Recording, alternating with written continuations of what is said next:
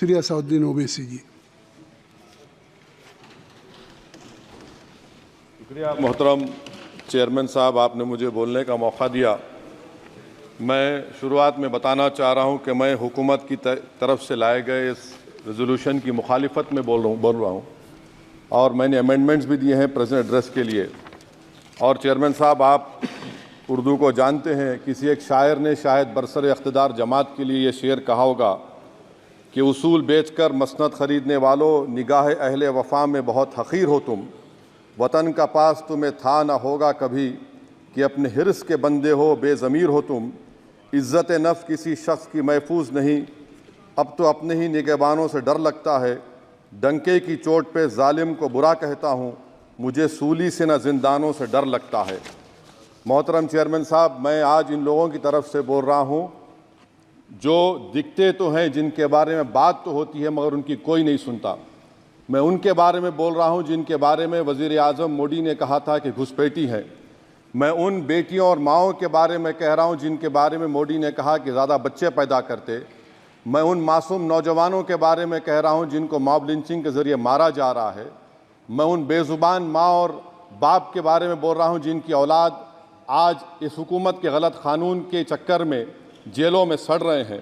Sir, मैं दस्तूर जब इस ऐवान में बन रहा था, संविधान बन रहा था, तो उस वक्त अलहदा वोटर लिस्ट और इंतखाबी रिजर्वेशन की बात आई तो उस वक्त के हमारे फाउंडिंग फादर्स ने, हमारे बुजुर्गों ने, दोनों समुदाय के हिंदू और मुसलमानों ने फैसला किया कि हम इस पर राज़ी नहीं होंगे।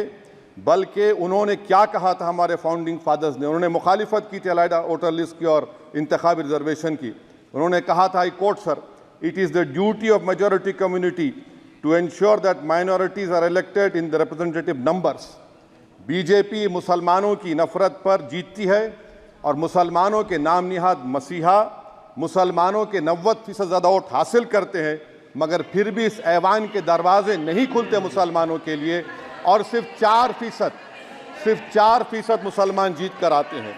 सर, संविधान सिर्फ एक किताब नहीं है जिसे चूमा जाए, संविधान एक किताब नहीं है जिसे दिखाया जाए, संविधान एक सिंबल भी है, मगर संविधान एक हमारे बुजुर्गों के ख्वाबों की किताब है। हमारे जमहूरियत को हमारे बुजुर्गों ने इस तरह समझा, हमारे फाउंडिंग फादर्स ने इस तरह जमहूरियत को समझा कि इसमें हर समुदाय और मजहब और समाज के मानने वाले लोगों की राय को शामिल किया जाएगा इस मुल्क को चलाने के लिए। मगर इस ऐवान में सिर्फ 4% मुसलमान जीत कर आते हैं। मैं संविधान से जो मोहब्बत के दावे करते हैं उनसे कहूँगा कि कभी उठाकर पढ़ो कॉन्स्टिट्यूएंट असेंबली डिबेट्स में कि नेहरू ने, HC मुखर्जी ने, सरदार हुकुम सिंह ने माइनॉरिटीज़ के बारे में क्या कहा था। सर, वतन अजीज़ का मुस्तकबिल कैसा होगा जब बीजेपी मुझे गायब करना चाहती है और दीगर हिज़्ब इख्तिलाफ की पार्टियां के लिए मेरा वजूद सिर्फ वोट डालना और अपनी खबर में जाकर सो जाना है। इसीलिए आप देखते हैं कि ये समाजी इंसाफ है सर कि 4% मुसलमान जीत कर आते हैं। सर, इस ऐवान में OBC समाज के MP अब अपर कास्ट के MP के बराबर हो चुके हैं। OBC समाज के MP अब अपर कास्ट MP के बराबर हो चुके हैं और 14% मुसलमान सिर्फ 4% जीत कर आते हैं। CSDS का डेटा ये बताता है कि इस मुल्क में जो वोट बैंक है, जो एक मुश्त वोट डालता है, वो अपर कास्ट का है। मुसलमान का कभी ना वोट बैंक था ना कभी रहेगा। सर, 4 जून के बाद 6 मुसलमानों की मॉब लिंचिंग हुई, 11 घरों को मध्य प्रदेश में मोदी के बुलडोजर ने निस्तो नाबूद कर दिया। हिमाचल प्रदेश में एक मुसलमान की एक दुकान को लूट लिया गया और हिज़्ब इख्तिलाफ की पार्टियों की तरफ से सन्नाटा है। शायद अब वक्त आ चुका है कि लफ्ज़ मुसलमान का नाम लेना भी अब उस पर पाबंदी आयद कर दी जाएगी। सर, मैं ये बात बताना चाह रहा हूँ कि नरेंद्र मोदी को जो मैंडेट मिला है। एक मिनट, आप लोग बैठ जाएं, कृपया आप लोग बैठ जाएं। श्री मनसुख मांडविया जी, आप लोग बैठ जाएं, कृपया माननीय सदस्य बैठ जाएं। श्री मनसुख मांडविया जी, कृपया आप लोग बैठ जाएं। अपने प्रारंभिक आप लोग बैठ जाएं, आप लोग बैठ जाएं। माननीय सदस्य ने अपने प्रारंभिक भाषण में जो शब्द प्रयोग करा है उसको ऑथेंटिकेट करा जाए। और अभी उन्होंने उल्लेख करा कि मोदी के बुलडोजर ने वहाँ मॉब लिंचिंग करा है उसको भी ऑथेंटिकेट करा जाए। निश्चित तौर से इसको ठीक है। उवैसी साहब जब भी कोई बात नहीं सर, आप चेयर पर बैठे हैं जी, इसलिए आप मंत्री जी को पेट में दर्द हुआ, माशाल्लाह, शुक्रिया उनका। नहीं, तो सर मैं ये मंत्री की बोल रहा था, जवाबदेही है ये अरे ये नहीं, मंत्री इससे की बुरी बात क्या है? पेट में दर्द हो सकता है, वो दर्द ये सब ठीक अच्छा नहीं। दर्द हुआ, चलिए दर्द हुआ, दिल का दर्द हुआ। तो सर जो नरेंद्र मोदी को मैंडेट मिला है वो सिर्फ और सिर्फ मुसलमानों की नफरत पर हिंदुत्व की वजह से मिला है। I would like to say it is not Modi's in dock but every single person voted him despite his anti Muslim voice. And I would like to tell the opposition parties this is not a moral victory for you, this is a victory of majoritarianism. Everyone should contemplate and do introspection. Why is it that the OBCs and the upper caste are getting their due representation? Why are the Muslims not getting? Are we here only to vote for you and not to get elected?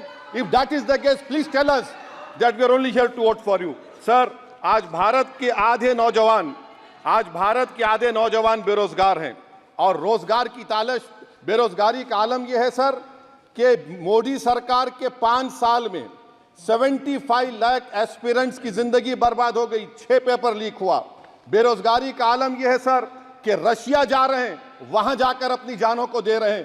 बेरोजगारी का आलम यह है कि नरेंद्र मोदी रोजगार का camp चलाती है नौजवानों के लिए कि तुम इजराइल में जाकर काम करो, उनको कैनन फॉडर बना रही है ताकि फलस्तीनियों की जायदादों को हड़प कर सके।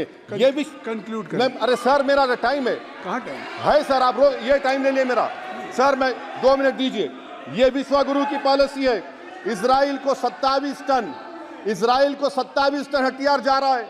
9 मिलियन भारत के लोग गल्फ में काम करते हैं, क्या असर पड़ेगा? 47,000 इजरायली फलस्तीनी मार चुके हैं। क्या है हमारी पॉलिसी सर? क्यों हथियार दे रहे हैं सर? नस्लकशी हो रही है। सदर जमहूरिया के खुतबे में राष्ट्रपति के सर, मैं उसी पे बोल रहा हूं सर, इसमें लिखा हुआ है फॉरेन पॉलिसी के ऊपर, आप पैराग्राफ नंबर 25 देख लीजिए। सदर जमहूरिया में सैचुरेशन अप्रोच है।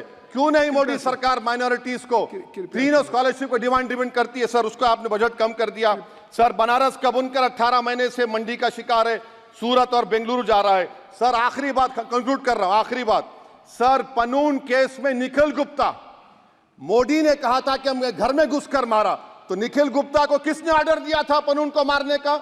अगर नहीं दिया तो उसको बचाइए, और अगर दिया नहीं तो फिर उस पर पीएमएलए क्यों नहीं लगाते? और सर समाप्त करो। कमेटी बनाई आपने, उसका क्या हुआ सर? हम एससीओ को नहीं जा रहे सर। मैं आपको बता रहा हूं कि मैं अपनी इस तकरीर को टीपू सुल्तान की नजर, सुनिए सर, अब हो गया खत्म कर रहा हूं सर। मैं अपनी तकरीर को टीपू सुल्तान के नजर कर रहा हूं। ये टीपू सुल्तान की फोटो है, क्या आप इससे भी नफरत करेंगे सर? ये संविधान में टीपू सुल्तान की फोटो है जिस पर वल्लभ भाई पटेल ने साइन किया, श्यामा प्रसाद मुखर्जी ने साइन किया। ये आपकी नफरत है सर। आखिर में मैं अपनी बात को खत्म कर रहा हूं इस शेर पर कि क्या दिन दिखा रही है सियासत की धूप छांव।